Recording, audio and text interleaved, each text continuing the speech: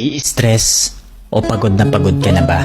Gusto ko lang ipaalala sa'yo na kahit gaano ka ka-stress ngayon, wag na wag kang sumuko sa mga pangarap mo.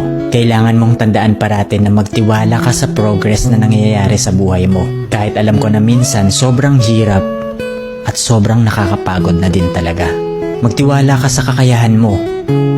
Ang dami mo nang nalagpasan na mga malalaking problema dati. Ngayon ka pa ba susuko? Patuloy ka lang na lumaban. Yung pakiramdam mo ngayon na nahuhuli ka na sa buhay, siguro dahil nakikita mo yung mga kakilala mo o yung mga kaibigan mo pakonti-konti may na-achieve na sila. Parati mong tandaan na lahat tayo ay may kanya-kanyang timeline sa buhay. Hindi ka nahuhuli at hindi ka rin naman nauuna.